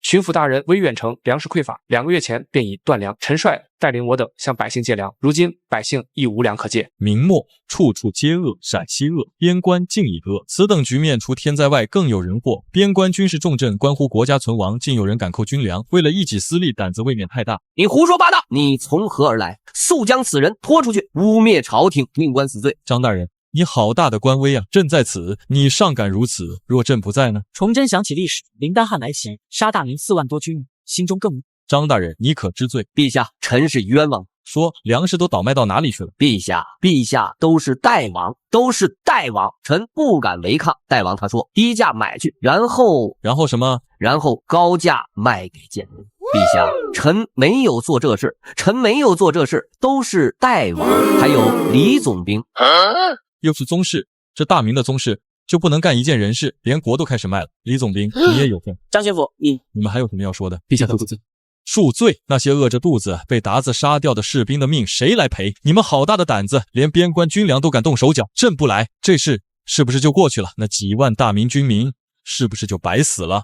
来人，将张富民和李顺德拖出去砍了，首级传遍大同镇。另外，抄家家属全部戍边。是，陛下饶命啊！陛下，传朕令，即刻将辽东守将满贵调到大同任职总兵，不得有误。秦爱卿，臣在。你暂代大同总兵职，等满贵来了再交由他。遵旨。马爱卿，臣在。即日起，你来兼任巡抚之职。遵旨。父王，何事如此慌张？成何体统？父王，天子御驾亲临大同城了。本王还道何事？不过一小娃娃驾到，无妨。待本王与张员外议完要事，再去更衣觐见。父王，此时天子已在巡抚衙门，恐生事端。能有何事端？本王稍后去拜见他，便说不知情或身体不适。一个小屁孩能懂什么？父王，我们行了，坐一边去。张员外正有要事相商。世子稍安勿躁，前见跪拜。小皇帝此刻正焦头烂额，无暇顾及我等，且听我道来。张员外有何妙计？见奴有新动向。今年初，小皇帝将山西8大富商抄家灭族，关外生意尽归我等之手。有何新动向？皇太极要10万石粮食，出价5两银子一石。此等好事，岂能错过？朱鼎卫与张成贵细算成本，每石粮食不用4两，10万石便是40万，相当于后世2.6亿。两人笑得更加欢畅。皇太极要这么多粮食，意欲何为？当然是跟林丹汗打仗。别看林丹汗现在是在攻打咱们大同府，其实林丹汗只是想要钱。只要朝廷愿意给他钱，他保证撤军。他真正的敌人是皇太极。会不会是要增兵辽东？世子不必操心，此乃小皇帝分内之事。我总有一种不祥的预感。世子不必杞人忧天。大同镇前线千钧一发，辽东局势紧张，陕西刚平息，江南书院又闹，小皇帝哪有时间理会我等？一挺，长城那边都打点好了吗？都打点好了。好，今晚行动越快越好。大王，何事惊慌？成何体统？大王，外面有人硬闯王府，何人如此大胆，敢闯王府？朱鼎卫怒气冲冲，带着朱一挺大步而出，张成贵紧随其后。朱鼎卫尚未走出，外面的人已双语而入，脚步声震耳目。朱鼎卫心头一沉，只见锦衣卫簇拥着一个少年，剑眉星目，兵器勃发。虽未见过崇祯，但立刻猜出身份，脸色骤变。父王，是不是天子御驾亲近？闭嘴，准备迎圣。臣拜见天子，万岁万万岁！崇祯不言，绕三人踱步，目光如炬，审视重点。梁氏藏于何处？臣不知陛下所指何事，恳请陛下明示。朕就给你明示。张树明和李顺德的脑袋现在就挂在大同城的城楼，你要不要去问一问他们孤单不孤单？陛下恕罪。朱一挺之言，无异于自认其罪。梁氏究竟何在？代康王感受到面前如同山岳一样的压力压来，压得他喘不过气。不说也行，朕一炷香之后就要知道梁氏在哪里。陛下关心，无需一炷香。片刻间，代康王之惨叫，撕心裂肺，响彻王府。陛下，臣冤枉啊！大明的亲王从小锦衣玉食，细皮嫩肉，哪里受过这东？才3两下就受不住。陛下，我说是张成贵，卖给臣的。臣感念前线将士杀敌为国，便从张成贵手中高价购买粮食，准备运往前线。继续用刑。陛下，粮食一半在城北的康济库房，还有一半在城南的李记库房。陛下，饶了臣吧，都是张成贵干的。陛下，草民冤枉啊！草民不过一介商人。你胡说！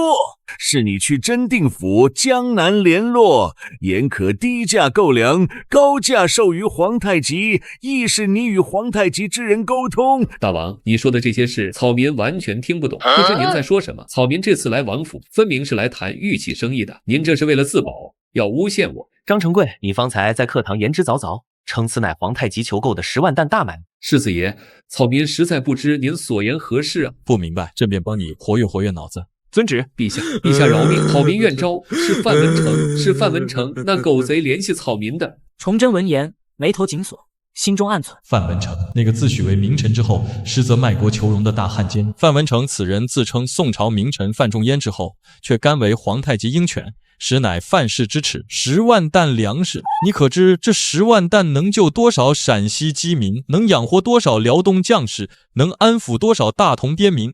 而你们这些吃里扒外的东西，却为了私利将粮食卖给敌人。魏远成的于东成为求军粮，被迫低头，而你们却对敌人卑躬屈膝，献上粮食。人心若寒，谁还愿为国赴死？贱奴若南下，天下苍生又将何去何从？写将你所知江南那些卖粮之人一一写下这笔账，朕要一笔一笔与他们清算。大王，臣在。你体内流淌着太祖高皇帝之血，他若知你此等行径，会不会从坟中爬出，质问你为何背叛祖宗，背叛国家？陛下，臣知罪。既然知罪，便去赎罪。陛下饶命啊！带走。崇祯听闻威远城上有数千明军，参将张子济以训得，游击将军陈贵成正组织退兵重整防线。次日，崇祯召集众将，共商退敌大计。威远城之危，朕已尽知。今日召集诸位，便是要共谋退敌之策。陛下，末将愿领3000铁骑，直取北线，斩下林丹汗那老贼之首级，献于陛下。只要将士们能吃饱肚子，与鞑子决一死战，绝无问题。两位勇气可嘉，朕心甚慰。然崇祯心中却暗自思量，北线防御已乱，林丹汗气势正盛，此时贸然出击，恐非明智之举。陛下，臣以为林丹汗此来不过为抢掠财物，必不会久留。此时当行坚壁清野之策，以挫其锐气。马大人说的对，林丹汗是来抢东西的，他与察哈尔右翼关系紧张。如果现在我们坚壁清野，很快他的军粮就会吃完。别说我们，察哈尔的右翼也会让他不得不撤军。臣以为，除坚壁清野外，我军还可绕到林丹汗后方，焚其粮草，毁其营帐，待其回师，必痛哭流涕。此计甚合朕意。马爱卿，粮食的分配和坚壁清野你来执行。遵旨。传召陈贵成，令其率部退入大同城，紧缩防线。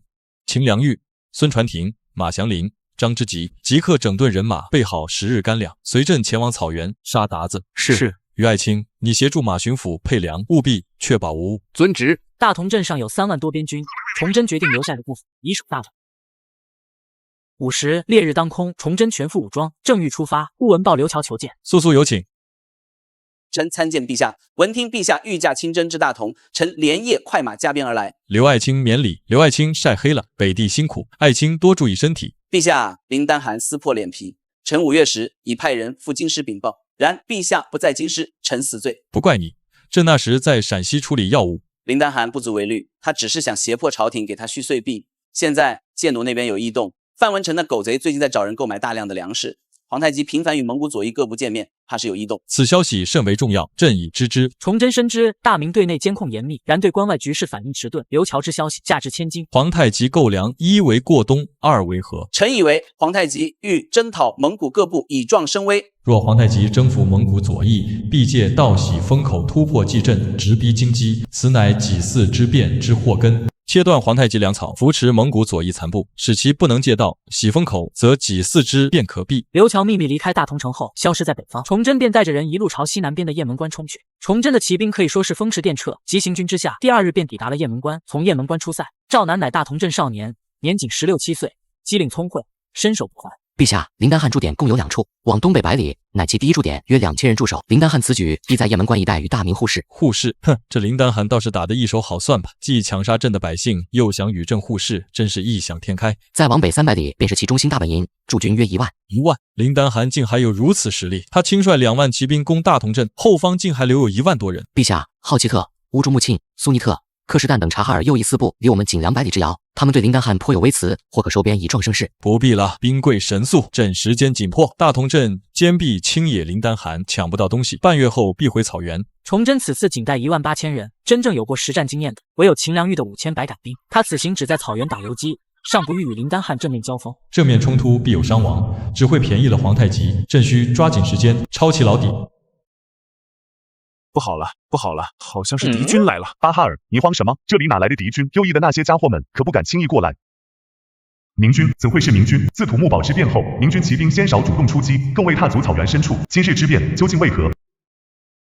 参见大明的将军，不知将军驾临有何指教？你们是哪个部落的？我尊敬的大明将军，我们是乌珠穆沁部的人，世代生活在这里，与大明交好。风带着草原的粗犷，卷起崇祯的衣角。哦，本以为尔等乃内卡尔喀布之勇士。尊敬的大明将军，此地并无内卡尔喀布之人。那尔等亦非乌珠穆沁部之众吧？哼，你当朕是愚昧之辈？尔等分明乃林丹汗之麾下。辛德尔泰闻言色变，眼中闪过一丝恐慌，听闻朕字，心中惊骇，几乎要吐血。此称谓乃大明皇帝之专属，普天之下无人敢妄用。尊敬的大明皇帝陛下，您大人有大量，我等皆是手无寸铁之平民，受死吧！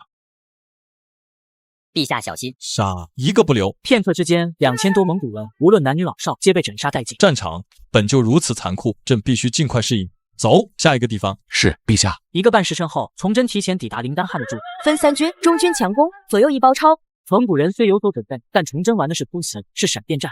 粗略估算，约有4000余人命丧于此，6000多人沦为俘虏。我是内卡尔喀布的首领卓尔克图，想要见大明统帅。你就是卓尔克图？请问阁下是大明哪位总兵？朕是大明天子。安见大明天子。起来吧，谢天子。朕知道你9年前你们内卡尔喀布的宰塞帮过大明。天子英明，我们实乃被迫臣服于林丹汗，实在是无奈之举。还请大明天子放我们部族一条生路。林丹汗志大才疏，在草原上离心离德，各部落苦他久矣。如今又只能被迫臣服于皇太极。若是天子能在草原广施仁德，各部必然俯首称臣。卓尔克图，朕相信你，内卡尔喀布，朕可以不杀你和你的族人，但你要代替朕在草原施以仁化。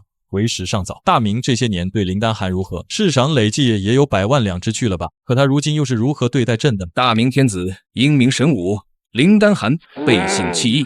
人神共愤，臣下愿意追随大明天子讨伐林丹汗。你且起来，将你的族人都清点出来，可别漏了，漏了就不要怪朕了。是，陛下，这些蒙古鞑子可信不得，他们都是无父无母之徒，不讲礼仪道德，背信弃义。姑且相信他一回。对于蒙古人来说，人口是最宝贵的财富。古代医疗条件恶劣，婴儿夭折率极高，能长大成人的并不多。林丹汗这些年已被皇太极打得元气大伤，后方剩下的人已经不多，如今又被崇祯屠戮殆尽。不仅如此，崇祯还下令将林丹汗的无数财富全部掠走。这120万两白银，一大半都是大明士赏给林丹汗的，还有一些是他抢来的，家底也算丰厚。难怪他还有底气来打右翼4部的主意，还想着跟皇太极再硬碰硬。命张之吉带着虎贲军将林丹汗的所有财产立刻运回关内，押往京师。毕竟100多万两可不是小数目啊！我等奉天子之命，特来拜见顺义王。天时莅临规划，小臣有失远迎，还望包涵。大王客气了，请里面详谈。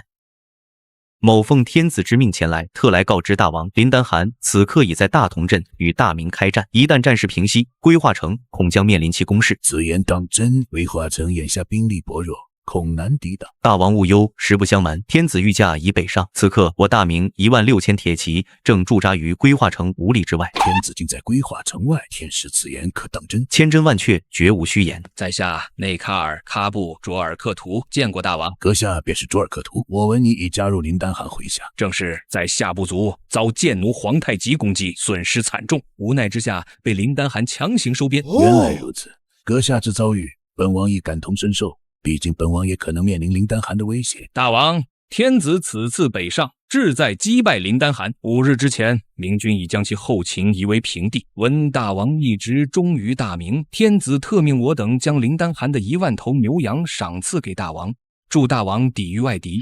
天子厚恩，本王铭记于心，愿与大明共抗外敌，保规化城安宁，